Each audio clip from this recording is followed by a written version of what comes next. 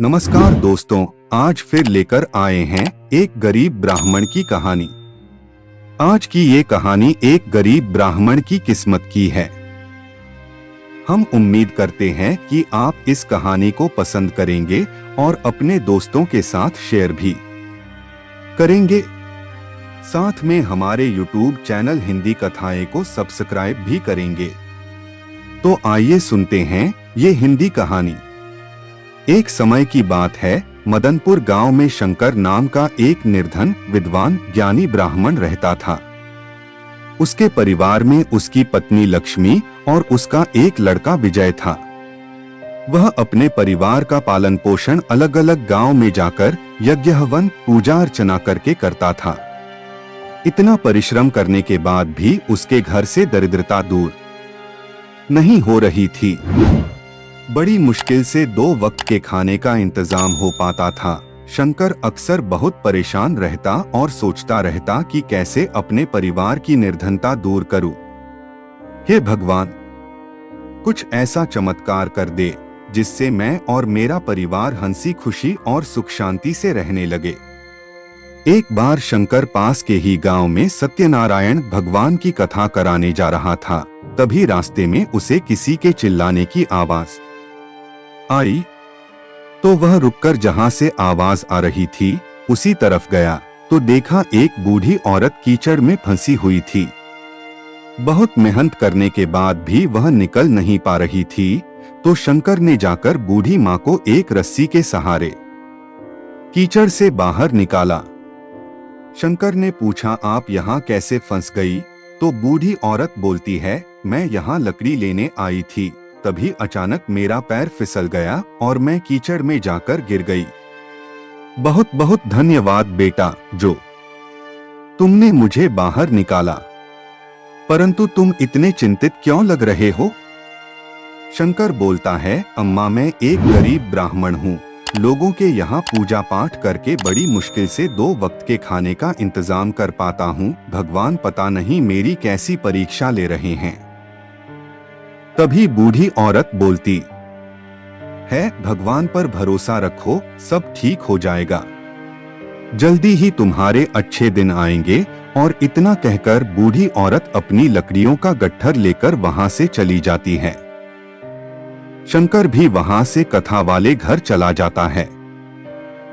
जब वह लौट रहा होता है, तभी अचानक उसकी नजर एक चमचमाती वस्तु पर पड़ती है। वहां जाकर वह देखता है तो वहां पर सोने से भरा हुआ एक घड़ा रखा था।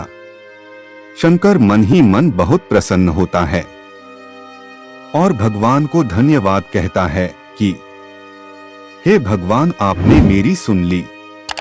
वह उस घड़े को एक कपड़े में बांधकर घर ले जाता है और घर जाकर लक्ष्मी को सारी बात बताता है। तो लक्ष्मी बोलती है, यह सब बूढ़ी अम्मा की वजह से हुआ है। वह हमारे लिए फरिश्ता बनकर आई। धीरे धीरे समय बीतता गया और शंकर एक संपन्न अमीर ब्राह्मण बन गया। यह देखकर बहुत से गांव वाले उससे जलने लगे और सोचने लगे, शंकर इतनी जल्दी इतना अमीर कैसे हो गया? कुछ समय पहले तक तो इसके पास 2 वक्त का खाना भी नहीं रहता था।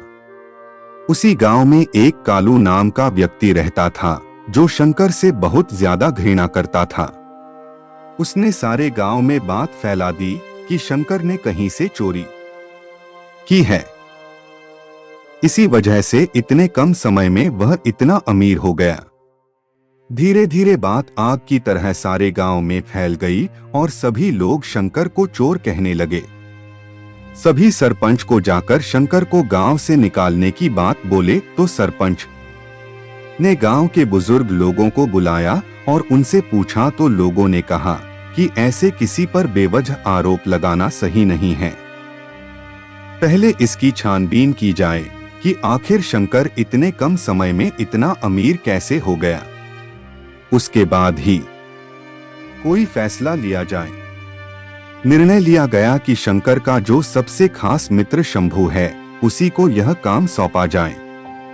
शंभू को बुलाकर शंकर के बारे में पता करने को कहा गया तो शंभू मान गया। शंभू शंकर का बहुत ही खास दोस्त था, परंतु वह एक लालची इंसान था। वह अक्सर शंकर के यहाँ जाता रहता था। एक दिन शंभू शंकर के घर गया और पूछने लगा कि यार शंकर, तू अचानक इतना अमीर कैसे हो गया? तूने इस बारे में मुझे कुछ भी नहीं बताया। क्या तू मुझे अपना दोस्त नहीं समझता?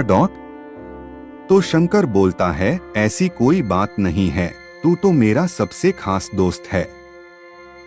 कभी ऐसा मौका ही नहीं मिला कि तुझे यह बात बता सकूं। उसके बाद शंकर ने सारी बात शंभू को बता दी। शंभू के मन में लालच आ गया। वह उस घड़े को चुराने के बारे में सोचने लगा। थोड़ी देर और बातें करके शंभू अपने घर लौट गया। रास्ते में उसे कालू मिला तो कालू बोला, भाई शंभू, कहां से आ रहे हो? लगता है अपने खास मित्र के यहाँ गए थे। शंभू, हाँ, बस कुछ जरूरी काम था इसलिए गया था। कालू, ऐसा क्या जरूरी काम था? शंभू सोचने लगता है कि अगर इसको बात बता दूं तो यह मेरे काम आ सकता है, बदले में इसे थोड़ा बहुत सोना दे दूंगा। वैसे भी यह चोरी चकारी के मामलों में बहुत आगे है। उसके बाद शंभू कालू को सारी बात बता देता है। दोनों निर्णय लेते हैं कि आज रात हम शंकर के यहाँ के घड़े को चुरा लेंगे। उन दोनों में मित्रता हो गई। यह बात वैसी ही हुई। चोर चोर मौसेरे भाई रात के समय दोनों शंकर के घर चोरी करने के लिए गए। घड़े को जैसे ही वह उठाने लगे तो अचानक घड़ा वहां से गायब हो गया। उनको ऐसा लगने लगा कोई उनको बहुत जोर जोर से पीट रहा है, तो वह मार की वजह से चिल्लाने लगे। उनकी आवाज से शंकर और उसकी पत्नी जाग गए। शंकर और उसकी पत्नी वहां आए और देखा तो शंकर और कालू वहां पर थे। उनकी हालत बहुत ही दयनीय थी। ऐसा लग रहा था किसी ने उनकी बहुत जोर जोर से पिटाई की हो। शंकर बोलता है, तुम लोग यहाँ कैसे? लगता है घड़े को चुराने आए थे, परंतु यह घड़ा कोई साधारण घड़ा नहीं है। यह चमत्कारी घड़ा है जो तुम जैसे दुष्ट प्रवृत्ति वाले लोगों के पास कभी नहीं आएगा। और शंभू, तुमको मैंने अपना मित्र समझा, परंतु तुमने इस दुष्ट प्रवृत्ति वाले कालू से मित्रता करके साबित कर दिया कि चोर चोर मौसेरे भाई होते हैं।